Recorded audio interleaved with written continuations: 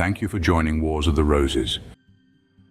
As we continue with Part 9, Li Tie Kuai, from the Adepts in the Eastern Esoteric Tradition, by Manly Palmer Hall, Part 3, The Sages of China. Li Tie Kuai. Once upon a time, in the glorious age when men were seeking the elixir of immortality, there lived a handsome and noble scholar by the name of Li Tie Kuai, 6th century AD, who is usually placed at the head of the list of the Pa Hsien. While still a young man, Li resolved to depart from worldliness and dedicate his mind to the subtle arts of regeneration. In the approved fashion, therefore, he departed from the ways of ordinary mortals and lived for more than 40 years in a mountain hermitage.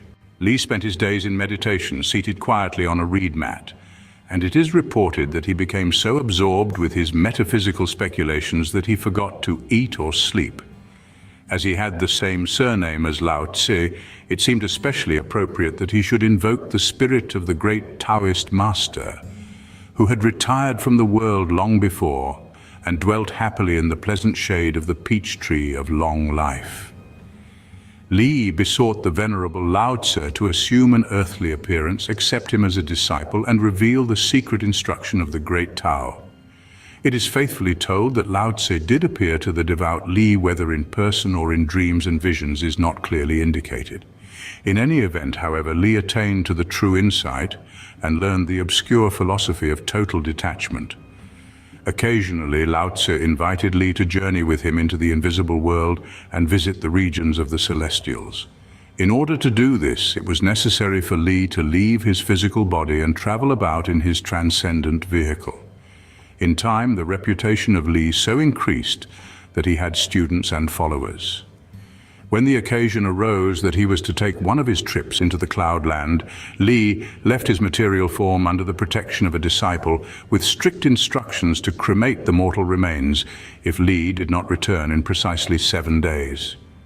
This led to a peculiar complication. After he had guarded the body of Li for 6 days, the disciple was called to the bedside of his dying mother.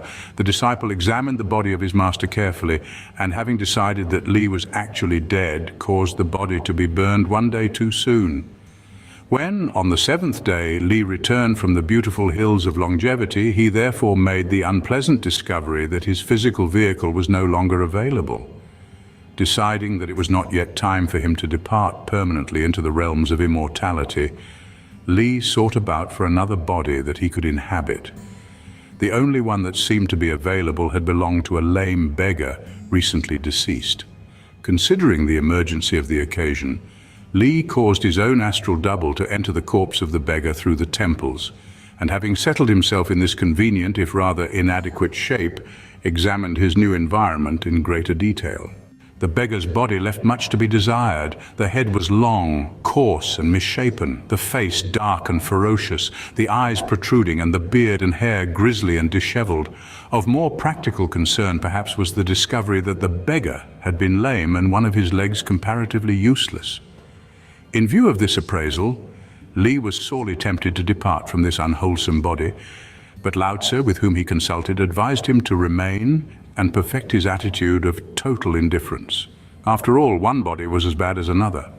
By way of compensation, Lao Tse presented Li with a golden headband to control his unruly hair, and an iron crutch so that he could hobble about as occasion demanded.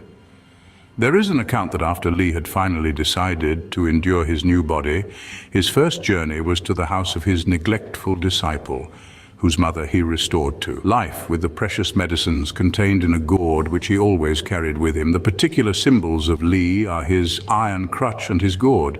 He performed numerous miracles and must be included among the alchemistic adepts. He dispensed wonderful drugs which would heal any manner of disease and which he stored in the gourd. At night, when his day of ministration was finished, he would hang this gourd on the wall of his house, step into it, and sleep peacefully until morning. He chose his friends and followers from among those who were poor and underprivileged, and has been widely honored for his benevolence. It is said that he made many excursions into the material world for charitable purposes. In the end, however, the burden of mortality grew tiresome, and Li stepped upon a large leaf floating in the water, and was carried away into the land of the immortals. There is also an account that he vanished in the midst of a great wind which bore him into the other world. In addition to his iron crutch and his gourd, he is represented artistically as standing on a crab or accompanied by a deer. From the neck of his gourd, a scroll-like cloud of vapor emanates to signify that his spirit is free from the body. In the course of time, his miraculous career caused Li to be accepted as the patron of astrologers and magicians. Thank you for watching, and please don't forget to share, like, subscribe and comment. And if you can, please consider donating to Wars of the Roses. Links to PayPal and Patreon are in the description. Thank you so very much.